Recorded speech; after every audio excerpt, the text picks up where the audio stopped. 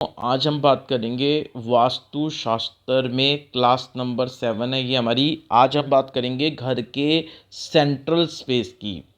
तो घर का जो सेंट्रल स्पेस होता है वो कितना इम्पोर्टेंट होता है और उसकी क्या वैल्यू है वास्तुशास्त्र में। तो सेंट्रल स्पेस को हम ब्रह्मा स्थान भी बोलते हैं। तो आपके घर का जो सेंट्रल प्लेस है उसको हम ब्रह्म स्थान भी बोलते हैं। और ये जो सेंट्रल प्लेस है आपके घर का या आपकी जो भी आपका कॉम्प्लेक्स है, सिविल स्ट्रक्चर है, आपकी दुकान है, आपका घर है, आपकी फैक्ट्री है, जो भी बिल्डिंग है, उसका जो सेंट्रल प्लेस है, आपके घर का सेंट्रल प्लेस या आपकी दुकान का सेंट्रल प्लेस या आपकी फैक्ट्री का सेंट्रल प्लेस जो है वो डिसाइडिंग फैक्टर होता है उस बिल्डिंग की लॉन्गिटिविटी का, यानी उस बिल्डिंग की लाइफ का वो मेन डिसाइडिंग फैक्टर होता है कि उस बिल्डिंग की लाइफ कितनी होगी और उसमें जो लोग रह रहे हैं उनको कितनी खुशी मिलेगी, कितना एडवांटेज है उनको या कितना डिसएडवांटेज उस बिल्डिंग में रहने का। वो डिपेंड करता है उस बिल्डिंग का, उस घर का जो सेंट्रल स्पेस है उस पर। तो सेंट्रल स्पेस बहुत इंपॉर्टेंट एरिया होता है जिसको ब्रह्म स्थान बोलते हैं। टेम्पल में आम तौर पर जो सेंट्रल प्लेस होता है टेम्पल का, वहाँ पे मेन श्राइन, मेन मंदिर बनाया जाता है। और हाउस में भी जो आपका सेंट्रल प्लेस है वो अनऑक्युपाइड होना चाहिए, वहाँ पे किसी तरह का कोई सामान नहीं होना चाहिए और वो एक ओपन स्पेस होनी चाहिए जहाँ पर आप अपने कभी कभी घर के फंक्शन कर सकते हो और कोई कोई रिचुअल एक्टिविटी परफॉर्म कर सकते हो।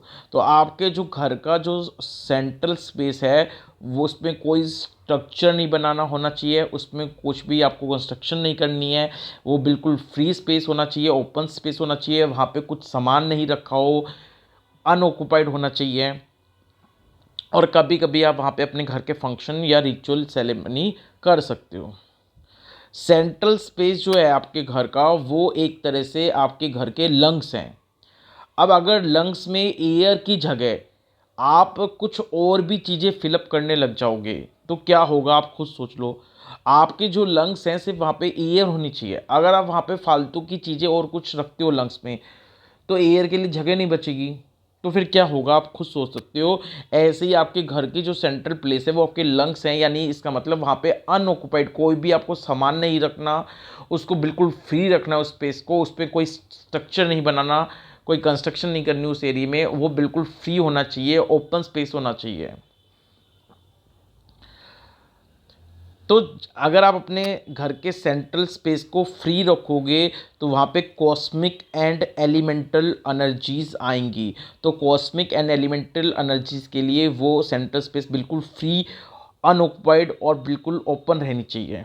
उसमें कोई स्ट्रक्चर, किसी भी तरह का कंस्ट्रक्शन कुछ नहीं होना चाहिए, वहाँ पे कोई सामान भी नहीं रखना होना चाहिए।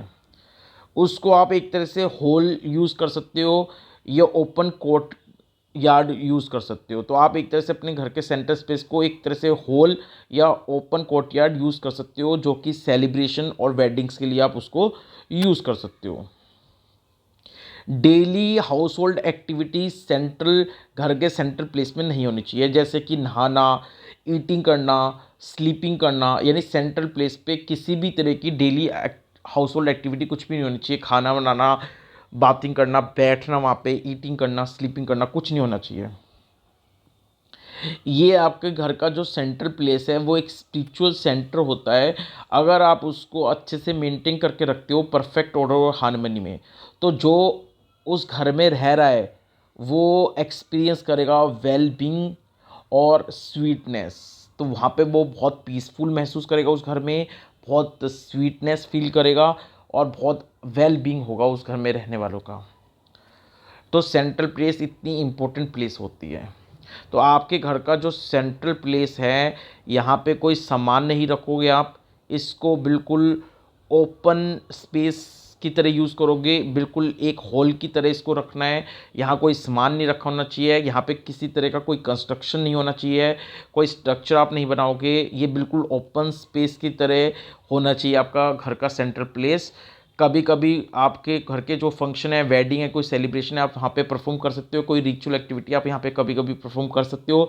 लेकिन डेली हाउस होल्ड एक्टिविटी जैसे यहाँ बैठना, गप्पे मारना, खाना खाना, स्लीपिंग करना, इस तरह की कोई भी एक्टिविटी यहाँ पे नहीं होनी चाहिए। ये आपके घर का लंग्स हैं, सिर्फ लंग्स में ओपन स्पेस है, एयर होनी चाहिए, उसके अलावा कोई भी सामान यहाँ पे रखा नहीं होना चाहिए। इसको ब्रह्म स्थान बोलते हैं सेंट्रल स्पेस को। अगर आप इसको परफेक्ट ऑर्डर और हार्मनी में रखते हो तो आप यहाँ पे वेलबींग, इसमें घर में रहने वाले लोगों को वेलबींग होएगी, उनके साथ वो अच्छी चीज़ें एक्सपीरियंस करेंगे अपनी लाइफ में, बड़ा स्वीटनेस उनकी लाइफ में बना रहेगा। तो ये था सेंट्रल स्पेस की बात।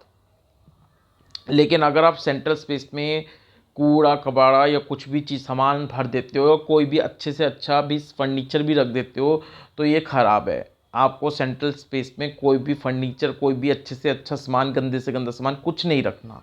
बिल्कुल वो खाली एरिया होना चाहिए। अगर आप उसको वहाँ पे सामान रखोगे, कोई कंस्ट्रक्शन करोगे, वहाँ बैठोगे, डेली एक्टिविटी करोगे, तो फिर ये जो कॉस्मिक और एलिमेंटल एनर्जीज़ हैं ये वहाँ पे नहीं एग्जिस्ट करेंगी, और फिर इसमें जो वो घर में रह रहे लोग, उनको प्रॉब्लम्स होनी शुरू होंगी। तो इसलिए आप अपने घर के सेंट्रल स्पेस को एक हॉल की तरह यूज़ करो, वहाँ पे कोई भी चीज़ मत रखो, कोई कंस्ट्रक्शन मत करो। तो आशा करता हूँ कि ये वास्तुशास्त्र का कॉन्सेप्ट आपको समझ आया होगा। Thank you so much. Next class में हम नए कॉन्सेप्ट के साथ मिलते हैं।